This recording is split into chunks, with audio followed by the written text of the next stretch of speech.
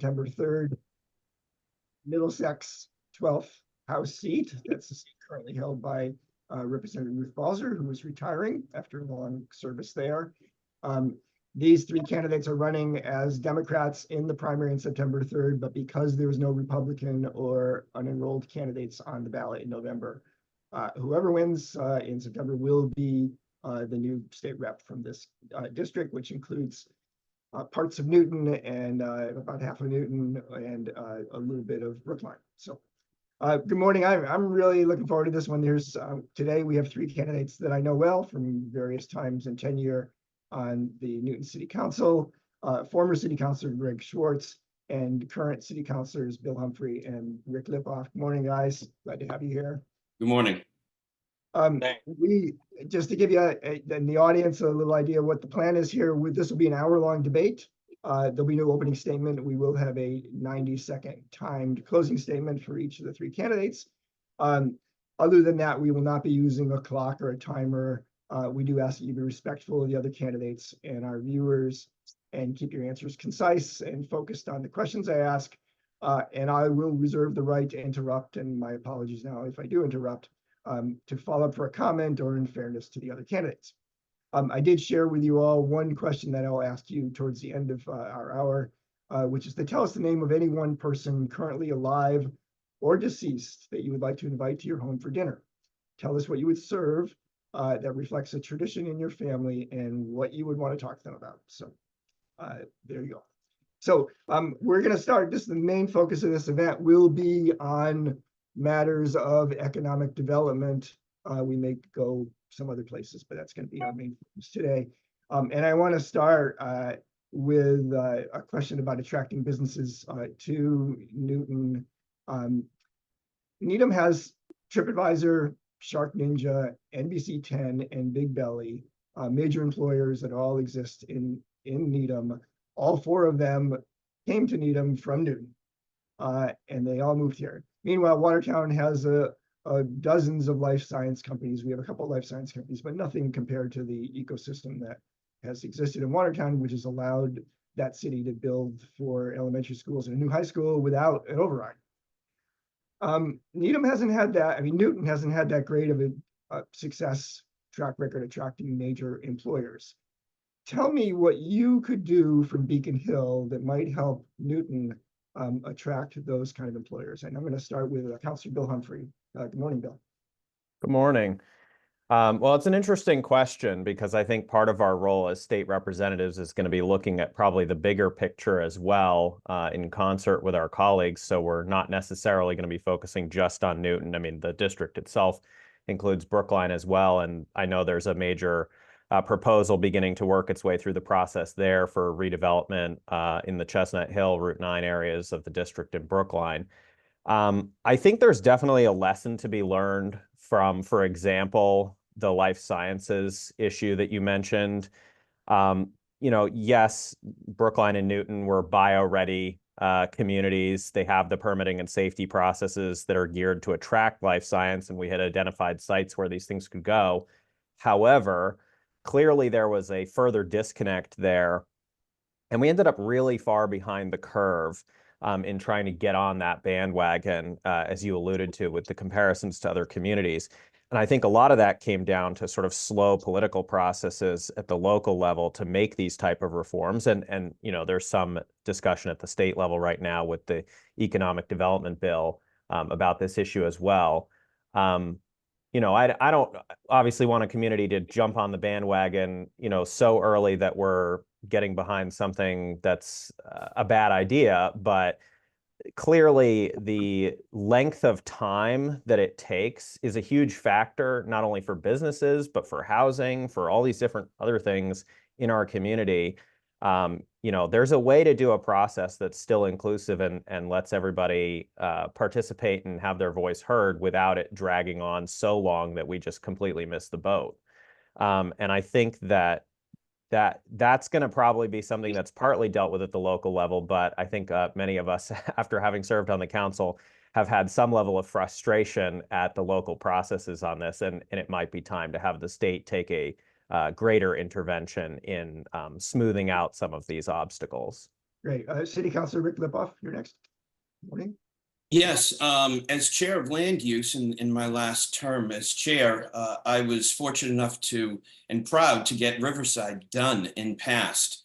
And we were so excited because we had finally 2 towers of life science that we were going to, is it one tower, an office that we were going to forward here, that we were going to get into this game, not only for supporting our businesses, but for the tax revenue that it brings. And then what happened? We had the pandemic and we had the life sciences boom kind of fizzle. And then we had interest rates and cost of construction go up. And now we have a Riverside that was approved that now is going back to the drawing board. And I hear what will come back to us will be mostly residential because of that sector, what has happened to that sector. We do not have in Newton as much opportunity and as Watertown and Needham do for potential companies coming to us. That's why it was important for me to protect Wells Ave when they wanted to put a lot of residential down at the end of one of our only commercial, industrial, really office parks that we have. And that's our opportunity. And we have had some startup companies grow.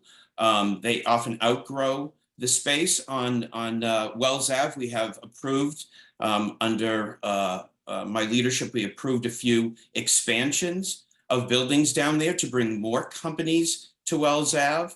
180 Wells, I think it was, Mr. Goldberg's property. Unfortunately, that has stalled due to increasing construction costs. I belive that sorry, go ahead. Yeah, I just want to move on and we'll come back to you. Yeah, I have more to say, but go ahead. Right. Former Councilor Greg Schwartz, good morning. Same question. Thanks, Greg. So, as my 2 colleagues have said, we could do a better job in Newton attracting these businesses.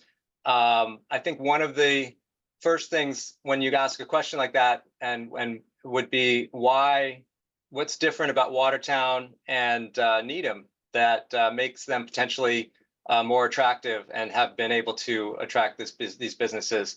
And I think first and foremost is what Rick was just starting to allude to. We don't have as much commercial space. We've been challenged that way. We're a very built, fully built city. We do have a couple of pockets where we could do that. Wells Avenue is one, Needham Street is another, Washington Street is, of course.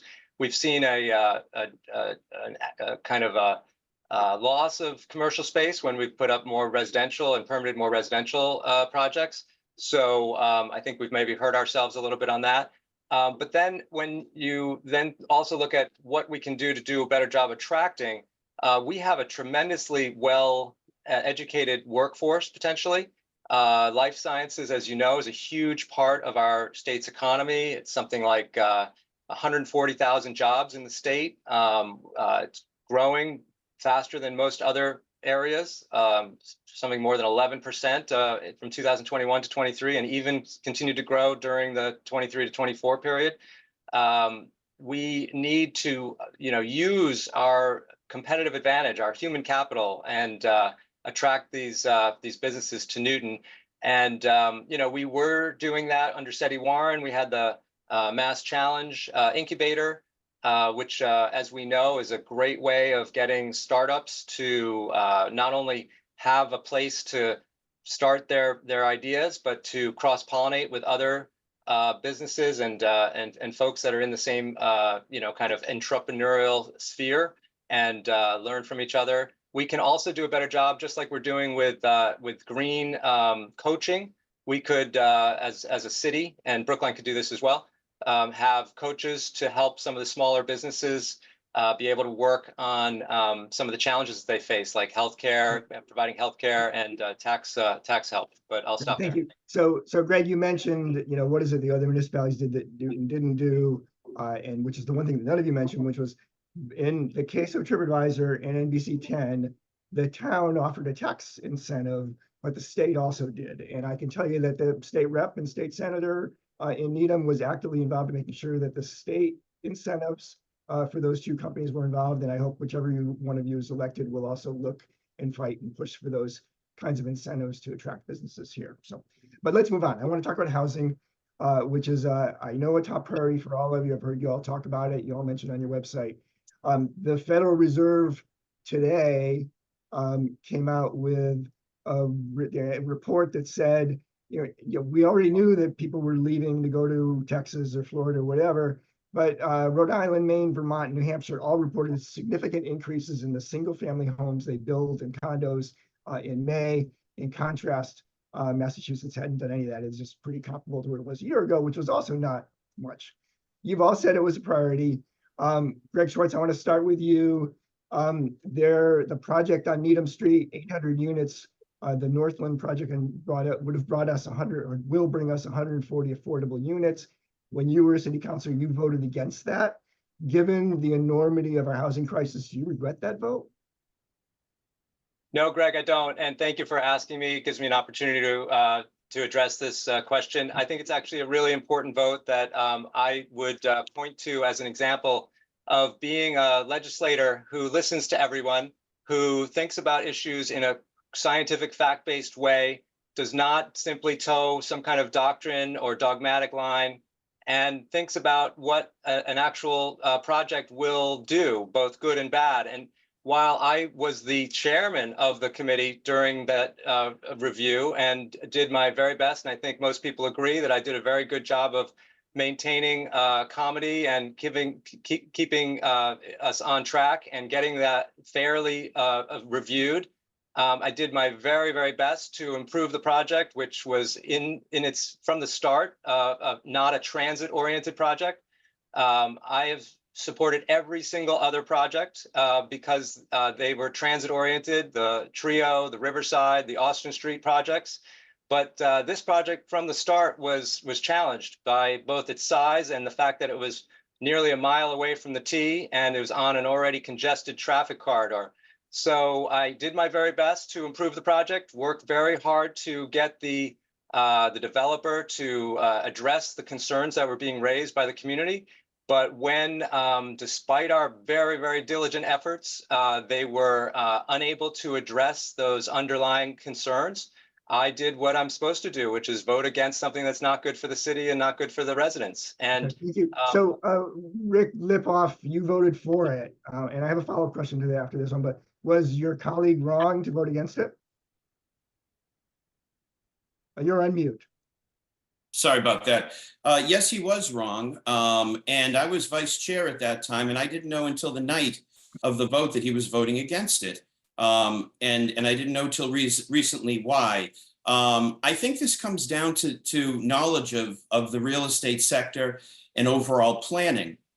This project is a new neighborhood. This isn't one lot on a street front that you're adding to an area. This was a unique opportunity to plan a whole new neighborhood, several streets with supportive retail and restaurants and walkability. We have a redesign of Needham Street that's almost complete. That's going to make it even more accessible and walkable. We are not far from the T. We have a robust little transit system, a bus that's going to be going back and forth in a timely manner. We now are at a point where 40% of everybody is working from home. But let me tell you how this is different and more complicated, where you can't just say, it's not transit oriented, I'm not going for it. The neighborhood situation here, the availability of people to not get back into their cars, to go to retail, to not get back into their cars when they're home, to go to restaurants. This is a situation that is not just about can you make it to the T, but can you stay out of your car at other times of the day in your life? So that makes this quite different than a one-off, I won't vote for it, it's not near transportation. One more thing. Okay. One more thing. I lived at Avalon on Needham Street. I lived at Avalon for a year when I was working on my home, okay?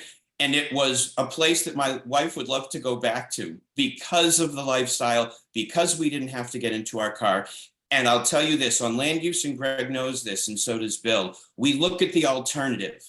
The alternative to this beautiful new neighborhood that's going to be supportive of our commercial street was a legacy place that would have brought 10 times, 20 times the amount of cars. Okay, And that's something we have to look at as well. Thank you. I want to follow up though. You mentioned Wells Ave, and Wells Ave was a project. It was 334 units, including 83 affordable units. People would be living there today if you did not oppose that project. You really took the lead on it. It happened to be that you live very close to it, and people were concerned that maybe it was really, you can support things unless they're in your own backyard. Help us understand why you opposed that one, and given the enormity of our housing shortage, do you regret it? No, I don't, because it was a planning situation. With Avalon, you are putting a new neighborhood right within supportive services. Sticking the building the size of the Chestnut Hill Mall at the end of our only office park, with no restaurants, no retail, nowhere to go. You come home to the end of that street, you've got nothing. You have to get into your car to go anywhere else. You come home to Avalon or to Northland, and you walk all over the place and have everywhere to use in your life. Okay, Shopping, let me stop you restaurants. there. Yeah. Bill Humphrey, was Greg Schwartz wrong about Northland? Was Rick Lipof wrong about Wells Ave? I can't really speak to the details of Wells Ave, as that was further before my time. I agreed with the points that Councillor Lipof just made about the Northland project. I certainly disagree with Councillor Schwartz's vote on this, and I know that there's a lot of differences of opinion in my ward, in Ward 5, and specifically in Upper Falls, about this project, and I respect and understand those differences. I did think this was an appropriate project. Not only is it one of the most environmentally sort of innovative projects that's been done in the country, and is going to bring a huge amount of housing and affordable housing, specifically, as you mentioned, Greg Reedman. As Councillor Lipof said, the other thing here is we're not only thinking about, what are the benefits to the neighborhood, the investment in this economically depressed area that's had for decades a lot of disinvestment and things leaving. It's also what are the alternatives that could have gone there. This was not somebody that bought a property speculatively to see what they could do with it. This was the same property owner for decades owning this. They could basically do almost anything they wanted with it within the parameters of, what was permitted there and what was zoned for there.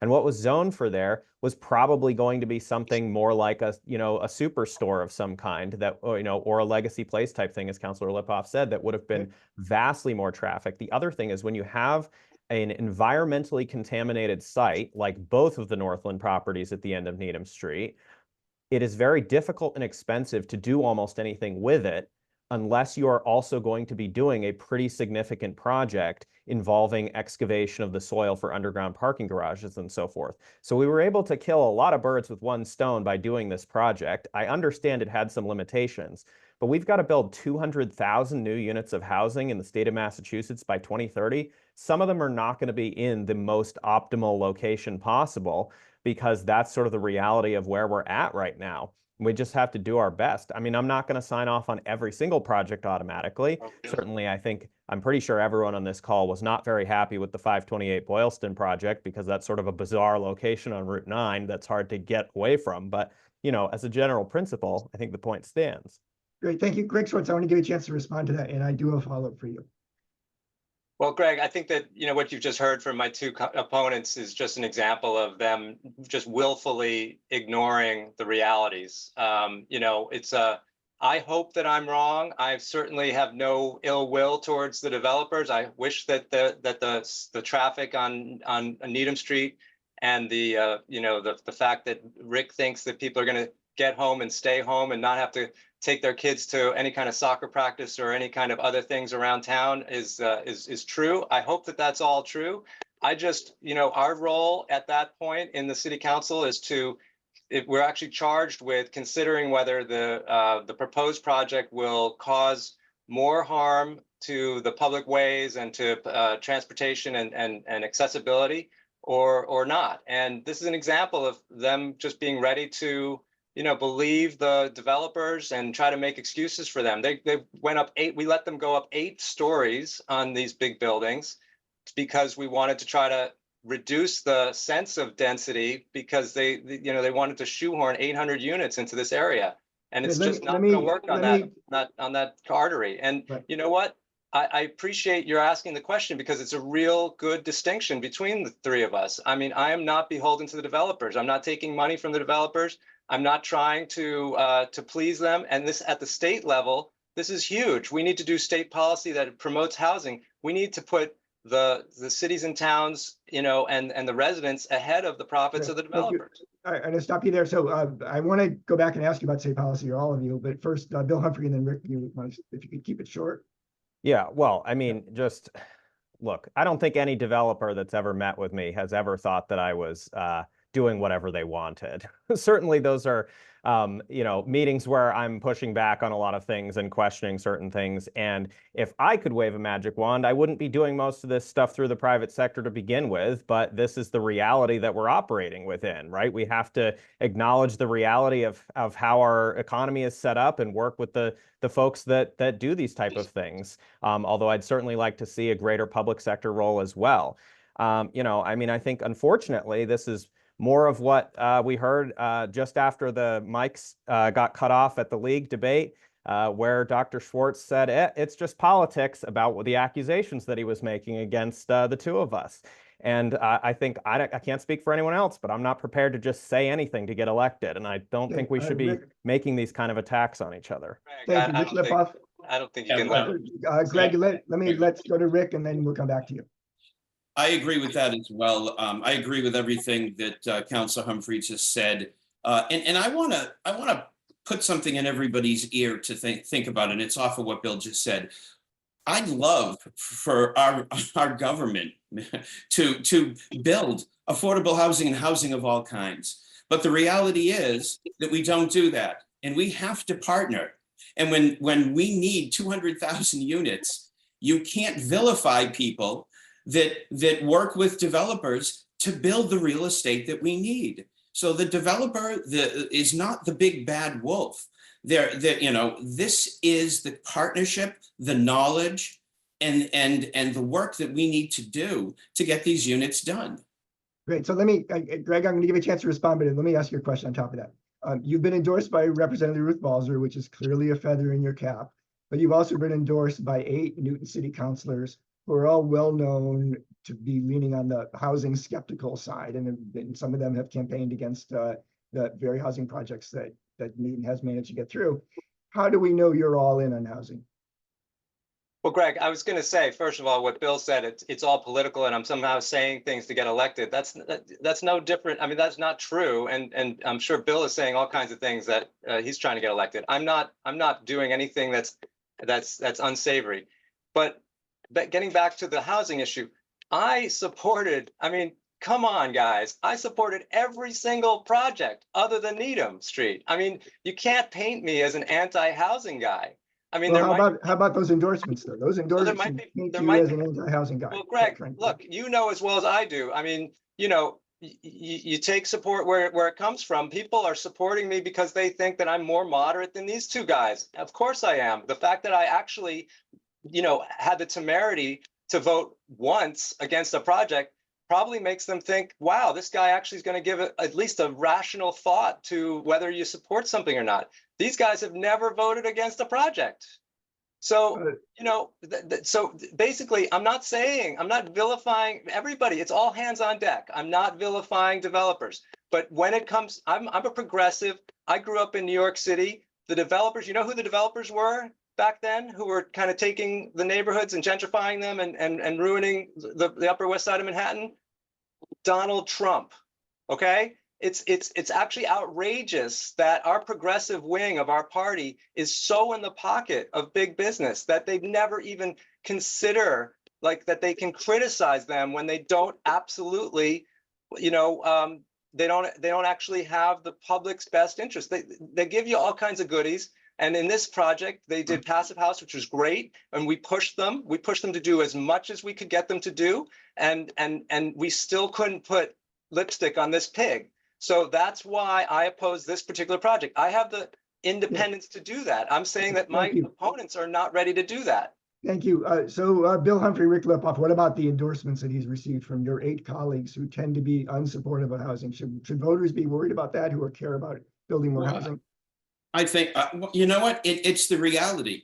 I live and die by my choices. I put city over self all the time.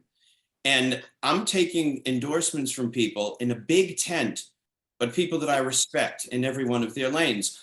All of the seated counselors that are on my endorsement page, Greg and I worked with together, and they all are endorsing me. And the ones who are on the council now who've never worked with Greg are endorsing him now. It shows a clear lane that we each have chosen. Now, I'm fine with that. All I care about is my lane and what it speaks to others about what kind of state rep I will be. Bill Humphrey, I'm going to give you the last word on this, and we'll move on to a different housing question. Well, again, as I said on the first question, I just have to remind us we're not running for re-election to the Newton City Council here. So, I mean, I'm certainly endorsed by former city councilors Bowman, Noel, and Ryan, who I worked extremely closely with. But I'm also endorsed in this race, which is a significant thing that sets me apart, by the Mass Sierra Club and Progressive Mass, the Mass Nurses Association, 1199 SEIU, SEIU Local 509, the Newton Teachers Association, the Iron Workers, the UAW, Progressive Dems of Massachusetts, a whole bunch of other organizations. These are the organizations that work every day at the State House, lobbying legislators, advancing an agenda. Almost everything that's in my campaign platform on my website is based on a bill that one of these organizations has been sponsoring for years and working with their allies on.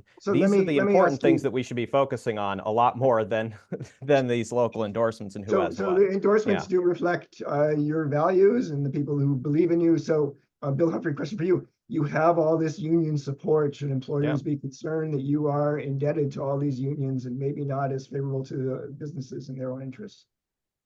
I mean, I don't see this as being in conflict. I think, again, anybody that is at the legislature has to be able to work with the labor unions because they're up there all the time.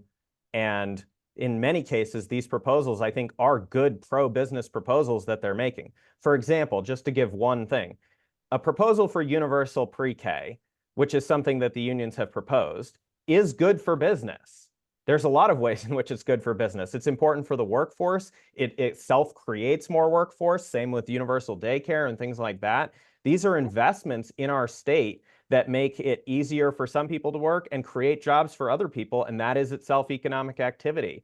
I think if you have a bad relationship with labor, you don't have labor peace, and that's what's really disruptive. So I think you do want someone that has a good relationship with the labor movement and is able to talk to the labor movement. I certainly also, I know some people may not be aware of this, have the fluency to talk about some of these other things on the business side as well. I did briefly work in economic development consulting. People forget that, but I did.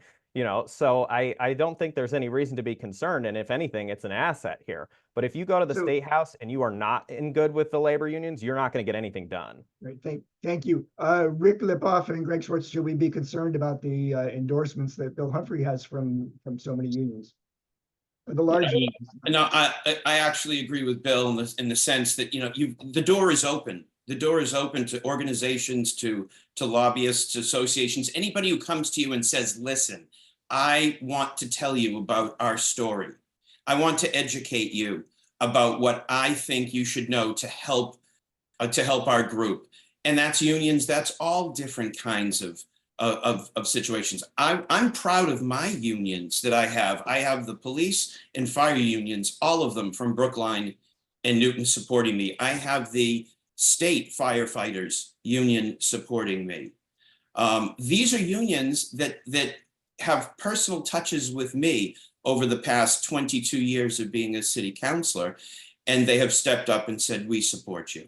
Great, thank you. Greg Schwartz, I'm going to give you a last comment on this one, then want to move on. Look, I think endorsements are important. And, look at Ruth Balser. She's been doing the job for 25 years. She looked at the three of us. She knows all about each of us. She knows us all personally. And she chose me because she thinks that I am the most qualified and most capable of carrying on her legacy. And I'll just say with Bill, even though he seems to diminish the importance of city councilor colleagues, endorsements, there are 24 city councilors. He's working with 23 colleagues. and none of those 23 are endorsing him. What does that say about the candidate?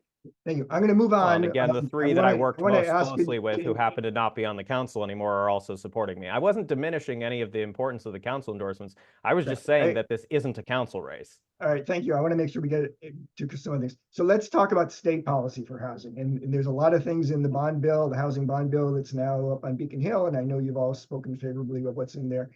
Can any of you give me one new idea for increasing our housing supply that's not in that bond bill or hasn't been talked about? Yes, there is a piece of it is about mills and malls being quickly converted to residential housing. I think we've got to expand that and extend that to any office building. With the downturn of office, with people working from home, we could reposition some of those buildings for needed housing. Great. Anybody else? An idea we haven't heard about? Bill Humphrey.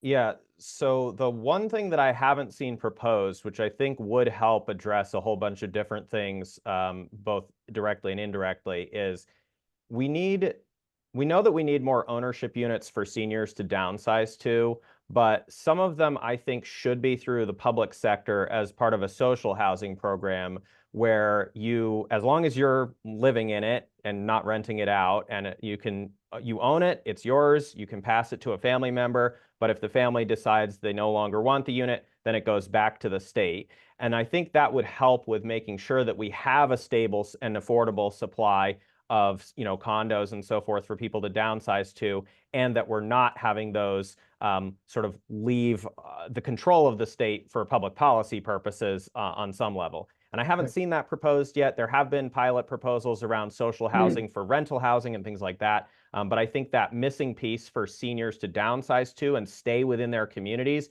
and then in turn free up the family homes for young families to get started, I think could be really critical. Great. Greg Schwartz, any new ideas? I think that one thing that we haven't really done at a state level, and it's obviously challenging from a budgetary point of view, but I think that we could try to find money for this, would be, here we are in a time when we're doing infrastructure, and infrastructure is mostly focusing on roads and bridges and all that stuff. We don't hear discussions about infrastructure being focused on building housing. And we have plenty of people in the Commonwealth who are looking for work. We have construction jobs that have every level of ability. We should be, as a state, putting money directly into infrastructure in the specific realm of housing. And we can try to multiply state funds and state some resources from other entities. We have a lot of institutions of higher education and nonprofits that are sitting on huge endowments. If we create a program that enables them to loan these monies to construction contracts that would provide them with higher rates of return, then we should be able to get the capital that we need to help fund an infrastructure development in Massachusetts. Great, thank you. So let me ask about one idea that builders say would make the huge difference in terms of creating more housing across the state, including affordable housing, and that would be to increase the 40B threshold from 10% to 15%. Would any of you support that? If you were in the House, would you vote to increase the 40B threshold from 10 to 15%? Bill Humphrey, you want to go first? Well, so you're talking about the threshold for when 40B can happen? Well, you meet your threshold now at 10%, or the land area thing with the equivalent. What if it was 15%? And it would create a lot more housing opportunities in a lot more communities across the Commonwealth. Potentially. It also feels like it's moving the goalposts a little bit. I think 40B had an important role to play, and it certainly was designed as such. I don't think it's meant to be a silver bullet for any of the situations, right? There's other steps that we need to take, but I don't think they all necessarily have to be done through 40Bs. Okay, so you're saying no, right? Right. I'm saying that the 10% threshold is what I'm comfortable with, and I think there's other, considerations around 40B as well. Right. Greg Schwartz, what do you think? Well, I don't think I'd increase it from 10 to 15%, but as Bill said, the purpose of it is to create more affordable housing. And what's been a little curious to me is how all of the units, even the non-affordable ones, count towards the affordable housing. That's not really what we're trying to shoot for. We get 10%, but it's including all these market rate units that were the 75% of the projects.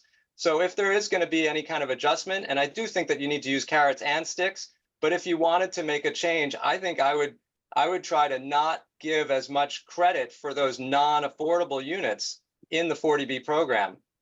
Great, Rick Lipof? Yeah, I wouldn't do that. It is moving the goalpost. And I think that selfishly, as somebody who's run the special permit process, I think we do a pretty good job in Newton. I would be up to, yeah, there you go. Yeah. I would be up to raising our line from 17.5% to 20%, to work on the local level to do more. But I think the 10% has worked well. We have created a lot of units. You mean you would move the inclusionary zoning line? Inclusionary zoning. I would. Even though a lot of builders say that will stop projects from being pencil out. I think going to 20%. We have construction costs that are a problem now. They will come down. I would talk to the community and push to raise that to 20%. It's a balance. It's a balance of getting projects done, but it's also getting those affordable units we need. Thank you. That is something I would do. I'm going to ask you to stop there. And my apologies again for interrupting all of you. No problem. Let me ask you about the job that you want. Okay. First, a general question. In your time on city council, did you ever vote for an ordinance that you didn't read before you voted on it? Anyone ever do that? None of you voted on an ordinance without having read it and understood what was in the ordinance, right? Right. On Beacon Hill, as a state representative, you will be asked multiple times, it appears, based on tradition, to pass bills that you don't have a chance to read. They come out of conference committee, they could be 200 pages long. You get a couple hours before it happens. You can't possibly read it or digest it. Are you comfortable with that? And I'll start with you, Rick Lipof.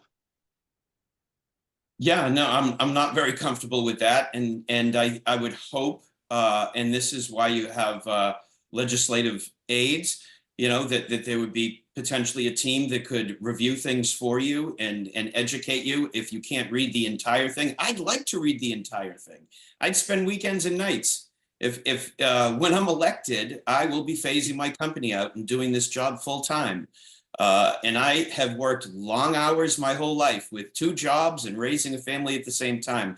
And I would try to read every word that I was voting or penning my name to. I can imagine it's overwhelming. But I would not want to do that in theory, no. But Greg, you're going to have to.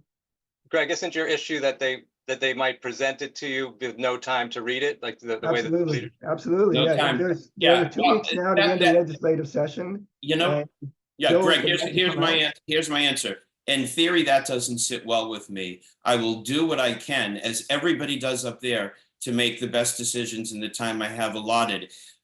If the culture needs to be changed, then that's something to allow that to not happen anymore. Right. Hopefully I'll rise to and help get that done to change the culture. So Greg Schwartz, if I heard Rick correctly, he said he would give up his day job, his business, to be a state representative full time.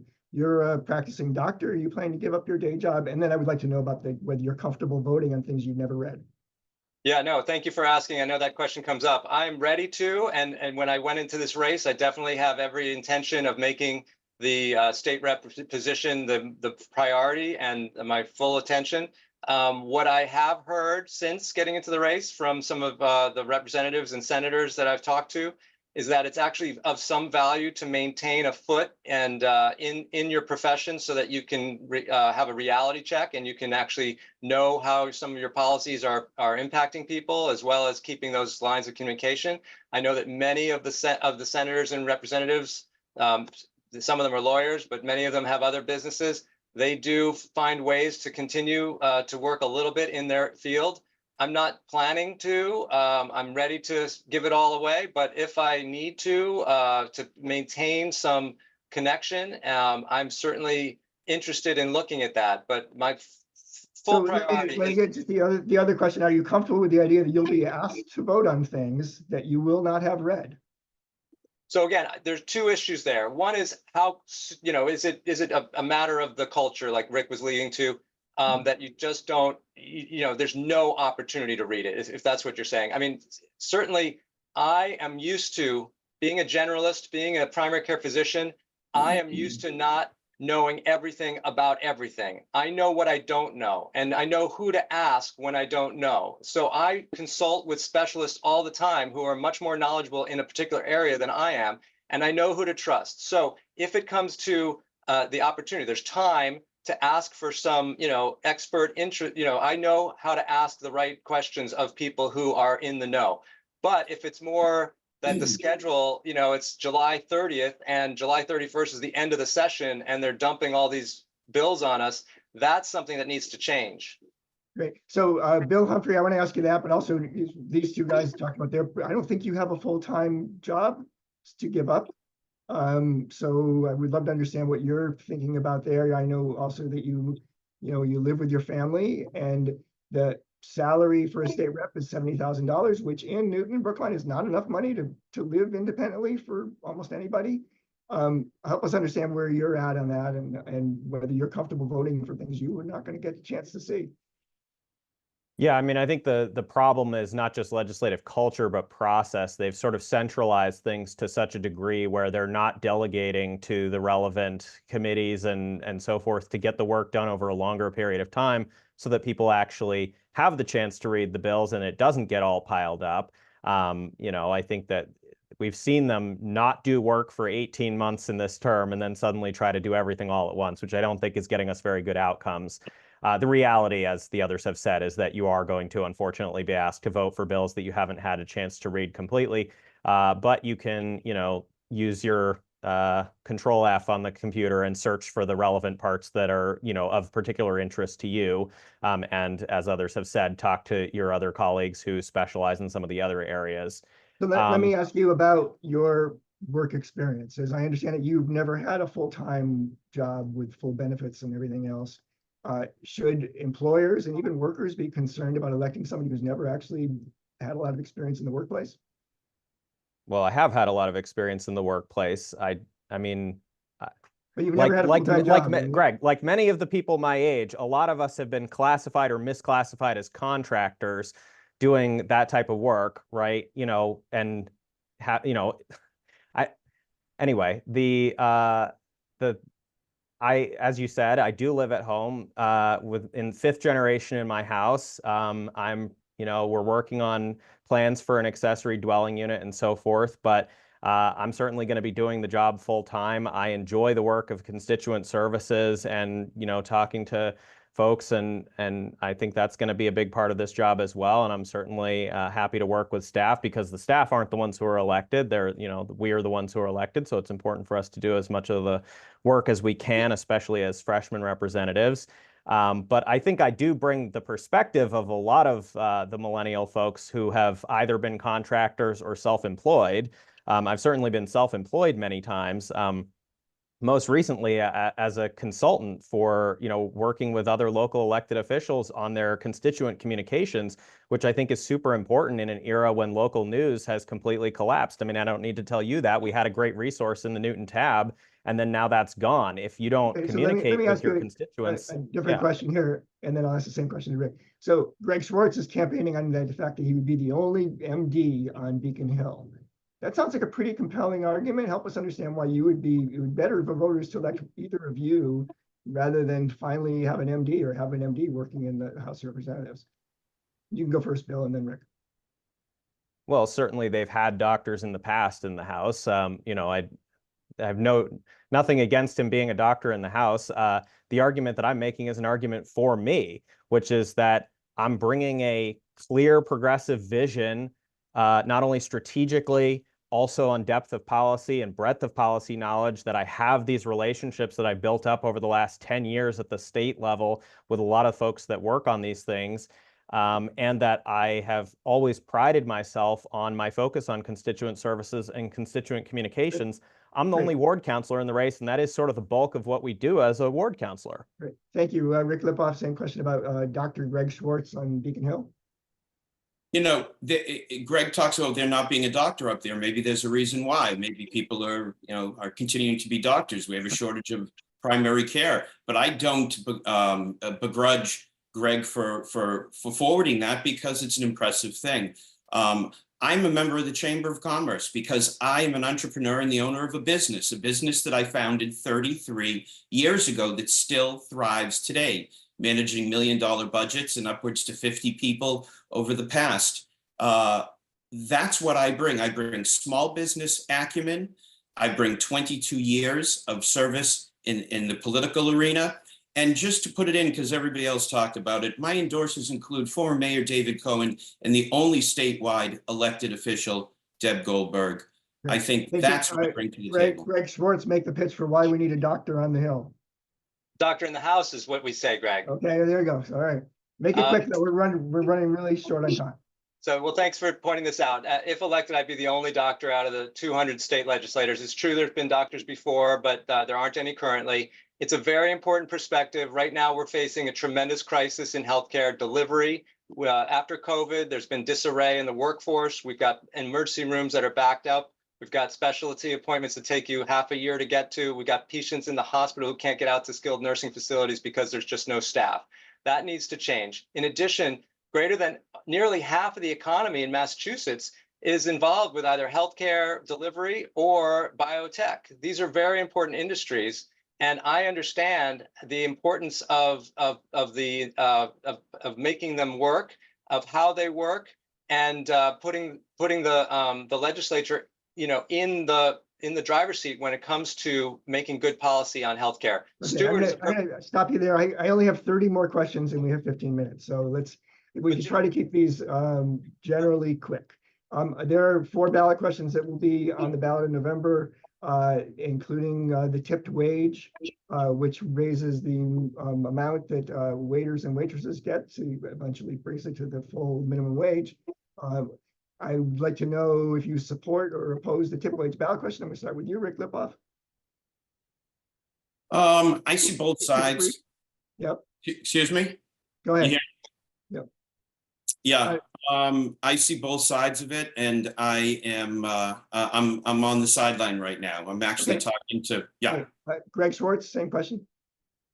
I don't know a lot about it, but what I've read about it seems to make sense. I think that currently, from what I understand, tip wage workers are set at something like $6 or $7 an hour, and then they get to partake of the shared tips from others and themselves. And this bill or this initiative would increase over the next 5 years from where they are now up to $15 an hour, and it would open up the tips to be shared with the staff in the back, not just the serving staff. Yeah. So just to clarify, they earn a lower wage, but if they don't make that wage in their tips that day, which are not shared, they go strictly to the front of the house people. Then the employer makes up the difference. Bill Humphrey, same question. Yeah, I'm in favor of the ballot question. Simply put, we have a huge exploitation and wage theft problem in the state right now. And someone who is dependent on getting tips to complete the rest of their wage, if they don't receive that, is very reluctant in many cases to ask for that difference to be made up for fear of retaliation, getting shifts moved around, things like that. It opens up the possibility of sexual harassment and other issues. So I think this is an important equity step, and certainly will, be helpful to the economy as well. More money into the consumer economy. I'm going to stick with you, Bill Humphrey. Eliminating the MCAS or eliminating standardized testing as a graduation requirement. It's called limiting the MCAS, but it's really about eliminating standardized testing. Well, again, the ballot question is not about eliminating standardized testing. It's just about lifting the requirement for getting a diploma. And I think anybody that's, worked with folks or knows folks who have severe intellectual disabilities and so forth knows that that can be quite discriminatory and not helpful. It doesn't help in terms of the learning. So there are waivers if you have a special needs qualification to graduate. Yeah, there's no need for it to be a diploma requirement, though. I understand it as a diagnostic tool, but there's no need for it to be a diploma requirement. Greg Schwartz, same question. So I'm with the governor and legislative leaders on this. I oppose removing MCAS as a requirement. I think that until and unless there's an alternative that is able to track our progress in teaching the kids, then we need to continue it. And, as someone who, went through a lot of years of education, I understand how important it is to have benchmarks and milestones, and we need to set our standards and achieve them. Before MCAS, we were graduating kids that did not know how to succeed in the world. They were not able to read at the proficient level. They weren't able to be successful. Okay, Rick Lipof, same question, but MCAS. Or Sandra Okay. has tested. Yes, I'm with Greg on this one. I absolutely want an alternative. I've talked to teachers. I support them in getting rid of this, but it has to be replaced with something effective where we can gauge our children's education. So Great. yeah. There's no proposal you. to eliminate MCAS. It's just to No, eliminate the graduation requirement. I absolutely understand that. That was given in the beginning of this discussion, as we all understood. Great. Go ahead. And finally, one that will not win you many friends with your new colleagues on Beacon Hill if you support it, but what about allowing the legislature to be audited? And I'll start with you, Greg Schwartz. So, it sounds good to people on paper, and I understand where it's coming from. There's a lot of frustration with lack of transparency and these feelings of this. And, you pointed out in one of your questions that the way that things run. But I believe that there's actually constitutional concerns about that. I don't think the separation of powers would allow it. And certainly it might not stand up on review. What I think we need to do is we need to do it from the inside. We need to, as a House, if I'm lucky enough to be elected, to work hard to put our house in order and not need to do it this way. Okay, Bill Humphrey, same question. Yeah, I'm fine with the audit. Okay, Rick Lipof. I'm in the middle of it in the sense that I understand why Auditor DiZoglio wants to do it. If it gets to a question, it'll be interesting to see. But I have the same concerns as Greg does. I would love to see change from within. I also know the history that in the past there was an audit of the legislature. So I'd love to dig into it a little bit more and see, is there that history there that gives precedent for doing this again?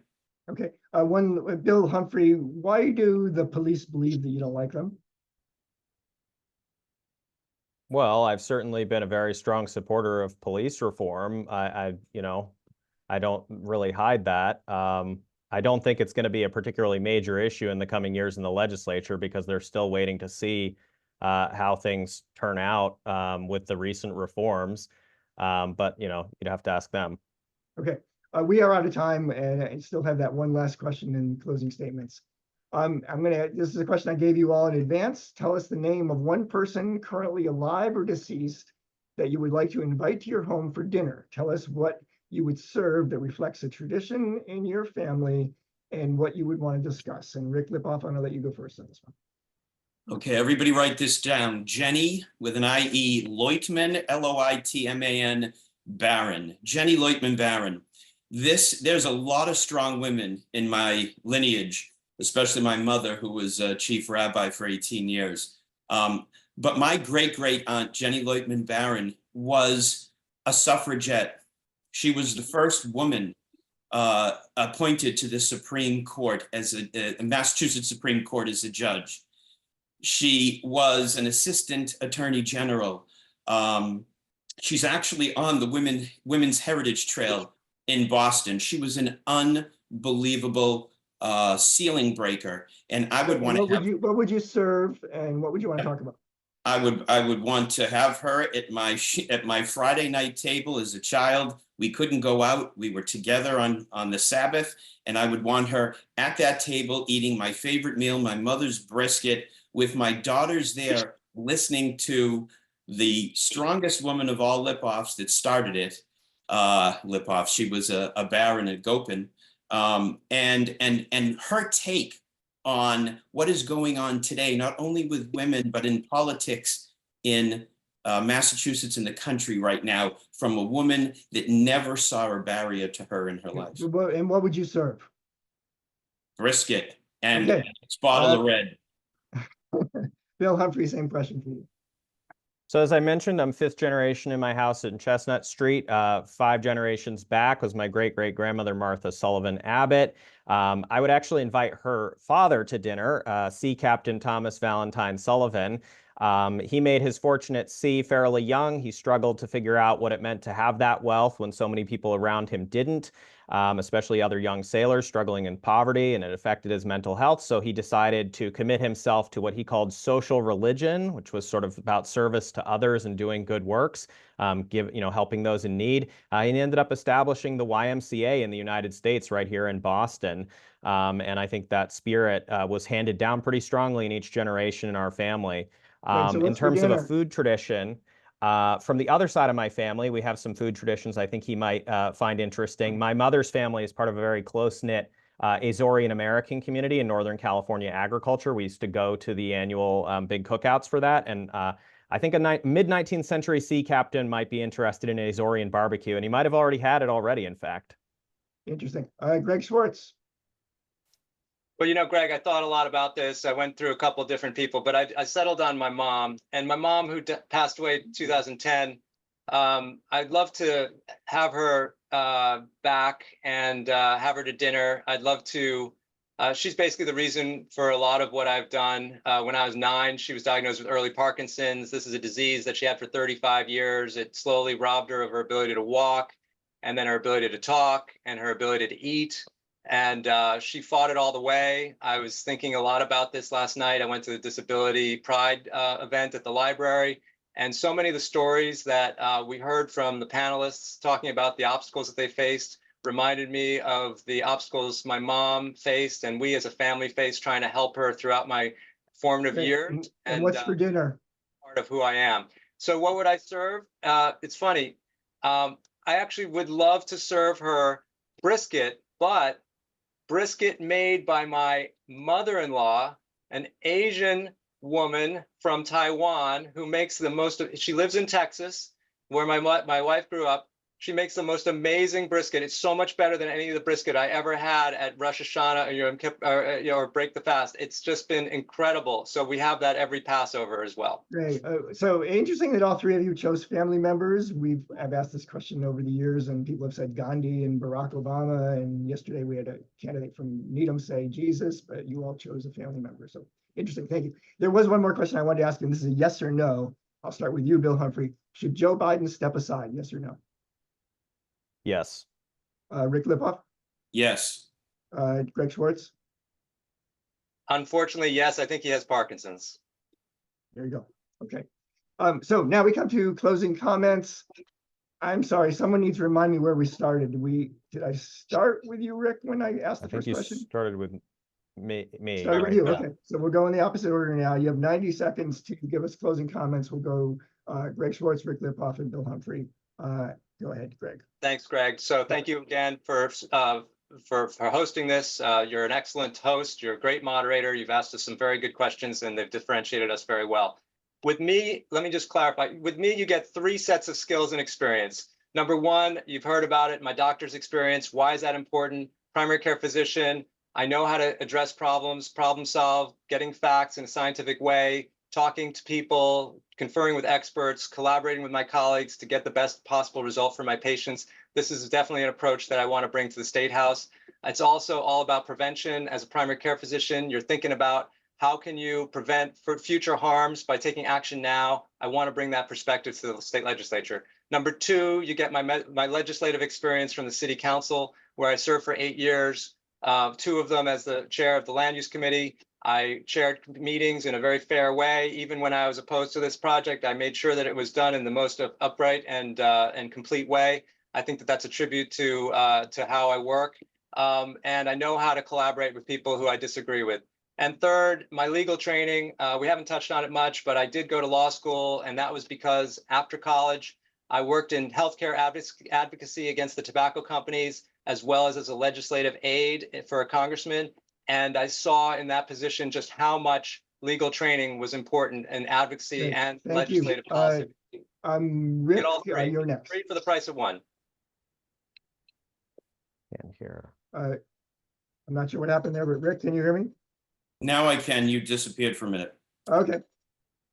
Okay, my turn? Your turn, yes. All right. Thank you. Thanks, everybody. Thanks for having us, Greg. I think this comes down to experience. I've got 22 years of experience on the city council. Hold on one second. hold on one second. Do we just get to fill the time, Greg? No, Greg, I'm sorry. I hope you'll give me my seconds back, but somebody Good. just walked in and didn't know what I was doing. I stopped the This timer. is- Go ahead.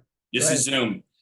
23, I'm in my 23rd year. I was elected at age 30 and back in 1996 and took 6 years off in between two 12-year stints on the council. I've given a large portion of my life to public service. I've been elected by my peers into leadership, which is a differentiation here in the race as vice president, and I've chaired 3 of the major committees along the way.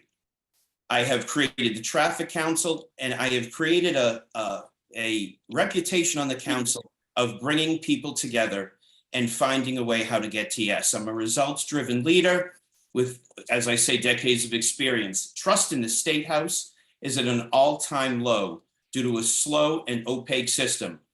This worrying status quo comes at a time where it is very possible that we will be under a federal government that will do everything in its power to undermine freedom, equality, and dignity for all individuals. I believe that we need leaders at the State House that can work effectively with people, and I'm confident that I'm that leader that will get the greatest number of priorities passed into law. I'm the only candidate that has founded a business that understands small business and that is going to work collaboratively with the local businesses at the state level to support them in every way possible. Thank you. Great. Thank you. Bill Humphrey, you are next. I'm City Councilor Bill Humphrey, asking for your vote on the September 3rd Democratic primary. I'd encourage you to visit billhumphrey.org to learn more about me. I came to this event thinking we were going to be talking about the huge economic development bill that's working its way through the legislature right now, covering equity, life science, climate tech, small business, rural communities, consumer protection, arts, culture, and tourism. These are in the governor's bill. These are in the bills that are going through the House and Senate right now. These are the things that make a huge difference to the business community. I think the platform that I bring on the fundamentals is going to make business better in Massachusetts, right? It's, what are we getting for the taxes and investments that we make? If we have incredible programs for workforce housing, childcare, elder care, the things that allow our professionals to flourish, if we meet the current global standards prevalent in places like the European Union, businesses will be fighting to get in the door. Investing in these things and investing in jobs and economic activity while also making our society better, that's how we bring businesses to Massachusetts in a race to the top, not a race to the bottom against some of the other states in our country that offer generous incentives, but then don't have the fundamentals to back it up and can't actually retain these businesses because, the infrastructure is not there. Massachusetts is a great place to be, and I think that what we're bringing in my platform makes things better for business. Great. Thank you. And just so you know, all those things you just brought up, Bill, were all in hours 2 and 3 of today's event, but we didn't get to them. So first of all, thank you to the 3 of you. I've worked with all of you, have so much respect for each of you. As you know, I'm also a voter in the district, and you've made it a really difficult decision for every voter in the district by each bringing something unique and special to it. So urge people to pay close attention to this. As I mentioned at the beginning, there is no November vote on this. What happens in the September 3rd primary is going to be the person who goes to Beacon Hill. So voters should pay close attention to the decision that they make right now. And I appreciate all of you for your past service and your willingness to continue to serve, to everyone for watching, to Grassi for sponsoring. Everybody have a great day. Thanks, Greg. Yep, bye.